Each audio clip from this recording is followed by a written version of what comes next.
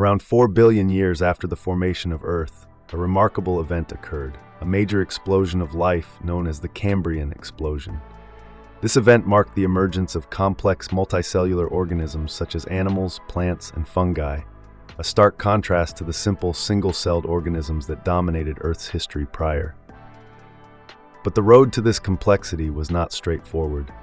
It involved key developments, like the ability of organisms to engage in horizontal gene transfer, a process wherein the genetic material could move from one organism to another, allowing for the acquisition of new abilities. Then there were the specialized organelles within cells, like mitochondria. These fascinating powerhouses could survive on their own, yet were also produced by eukaryotic cells. And there's more.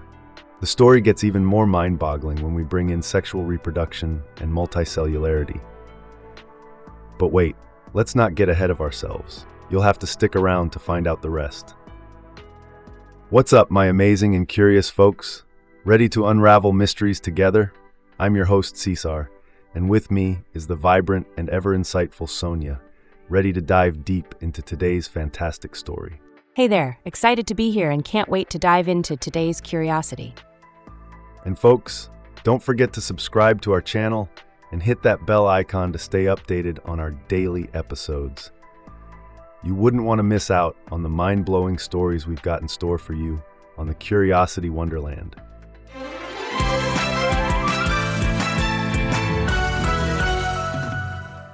You know, it's interesting to ponder how life on Earth shifted from simple single-celled organisms to the fantastically diverse array of macroscopic, complex life we see today. I was just reading an article the other day about the significance of the Cambrian explosion, which was effectively the Big Bang of life on Earth. It's this landmark event that marked the emergence of complex, multicellular organisms like animals, plants, and fungi. But the path to this point was anything but straightforward. Oh, that's a curious coincidence. I was just at this Science in the Park event last weekend, where a biologist gave a fascinating talk about the early stages of life on Earth.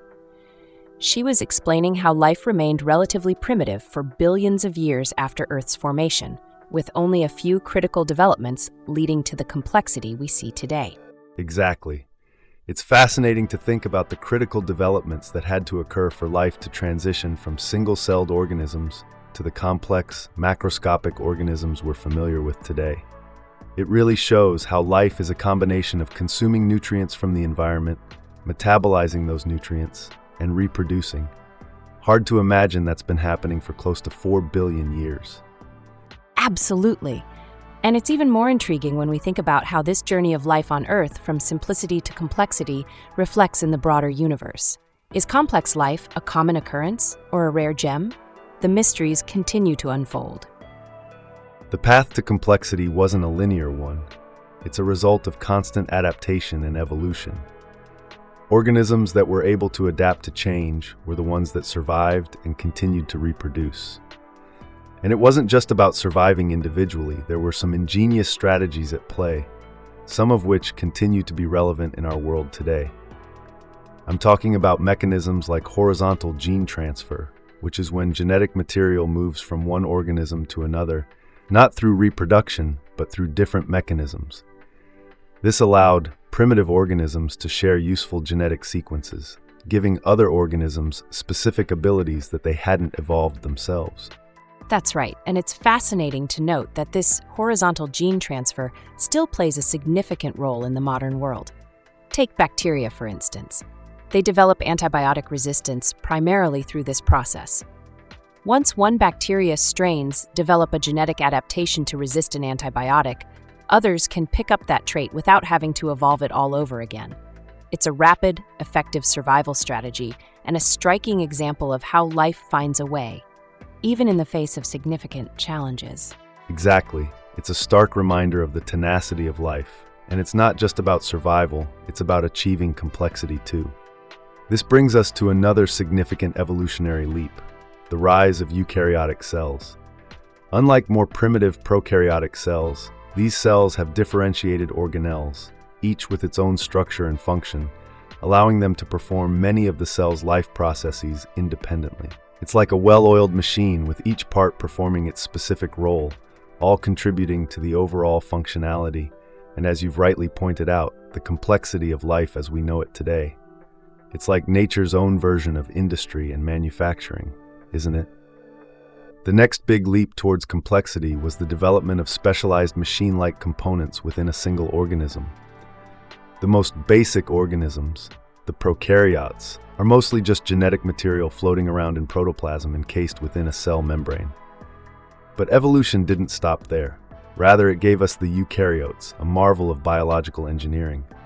Bigger than prokaryotes with longer DNA sequences, these cells also have specialized components that each perform unique functions. They are, in essence, little factories, with each organ performing one or more specialized functions. Kind of like a clock, with each cog performing its function, all contributing to the overall purpose. Fascinating, isn't it? Absolutely. And what's even more incredible is how each of these organelles operates independently of the overall cell or the organism it's part of. The list of organelles is a long one, from the cell nucleus to lysosomes, chloroplasts, Golgi bodies, endoplasmic reticulum, and the mitochondria. And speaking of mitochondria, they are an absolute marvel, providing a peek into the past of life's evolution. Ah, the powerhouses of the cell, right? Yes, and there's so much more. Mitochondria, if removed from a cell and placed in a nutrient-rich environment, can actually survive on their own. They contain their own DNA and can metabolize nutrients, meeting all the definitions of life. Yet they're produced by practically all eukaryotic cells. It's a fascinating glimpse into how life evolved from simplicity to complexity, carrying echoes of its primitive origins within its evolved forms. Now, as organisms grew more complex, their genetic material became more information-rich. They began to accumulate genes that allowed them to develop specific structures. So it's kind of like a chicken and egg thing then, isn't it? The genes create the structures, which then perform functions, which then encourage the development of more structures? That's a great way to look at it. And these functions are crucial to an organism's survival, so the creature that can perform these functions has a significant advantage. So, even though single-celled organisms can reproduce faster, the more complex eukaryotes actually have an advantage because they can adapt better? That's right. Early on, all life was prokaryotic. It took possibly close to 2 billion years for the first eukaryotic organisms to appear. But eventually, they became the more complex creatures on our planet. But I guess that's not where the story of complexity ends, is it? What's next? Oh, the story gets even more interesting. The next steps towards complexity are multicellularity and sexual reproduction. We'll dive into that next. The plot thickens as we come to the third major leap towards complexity, multicellularity. The idea is simple yet profound. Organisms not only possess organelles within a single cell, but also contain multiple cells that are distinct from each other. It sounds like teamwork on a cellular level. Exactly. In the early days of life, single-celled organisms started forming colonies, banding together to create what we call microbial mats. They found that they could achieve more together than individually.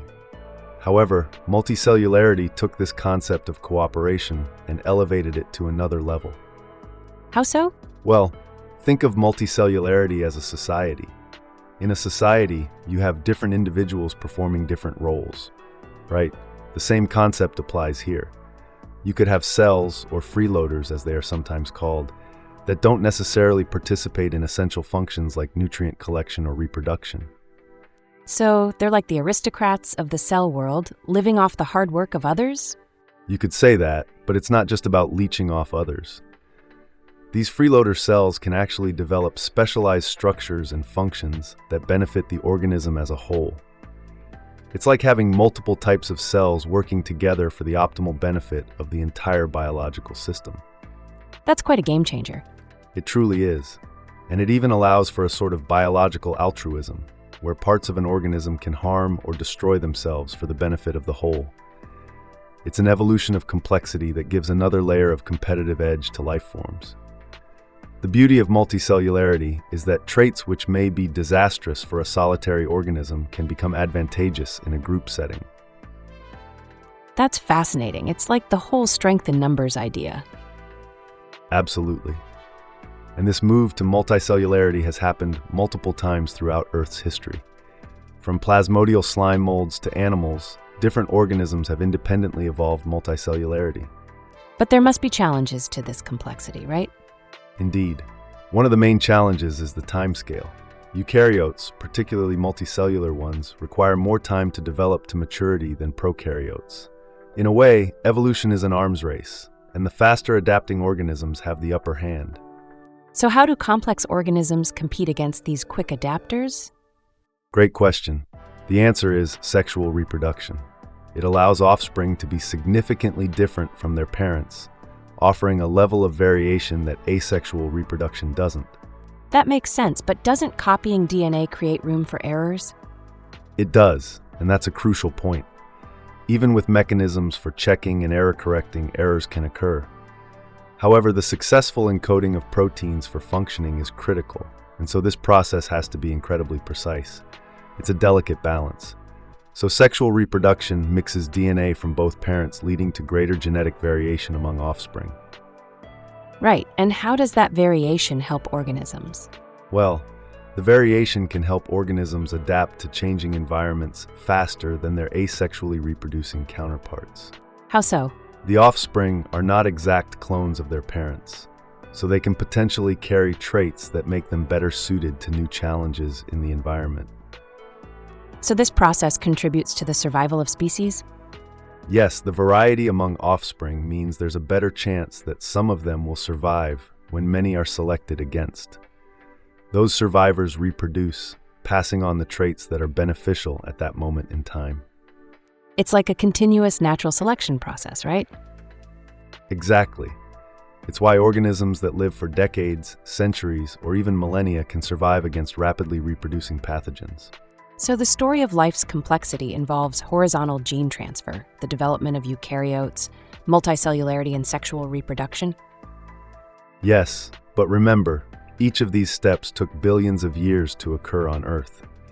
We don't know how likely these processes are, or whether Earth's timeline is typical or not. It's a fascinating mystery that we're still trying to unravel. We're just one sample in the vastness of the cosmos, so our conclusions are certainly limited when it comes to the odds of these cosmic occurrences happening all together. So while life has existed on Earth for over 3 billion years, complex animals have been around for only a fraction of that time? Exactly. The early life on Earth was quite simple for most of its history. Only in the last 550 to 600 million years did we start to see the world as we know it, filled with complex, differentiated life forms. That really puts things into perspective, doesn't it? It does.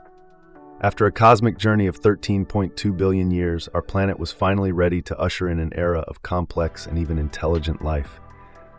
But remember, every step of this journey, every gene transfer, every development of multicellularity, every instance of sexual reproduction was crucial in shaping life as we know it today. Today, we've taken a deep dive into the evolution of life on Earth, from simple, single-celled organisms to the complex, multicellular life forms we know today.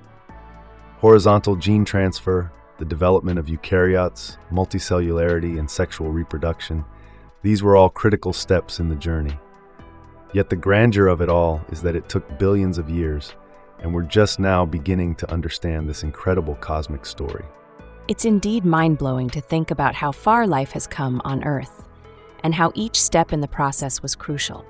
Thank you all for joining us on this journey into the past. We hope you found it as fascinating as we did. If you enjoyed this episode, please blast that like button, leave us a comment with your thoughts, and share this episode with your friends. Let's get everyone in on this cosmic journey.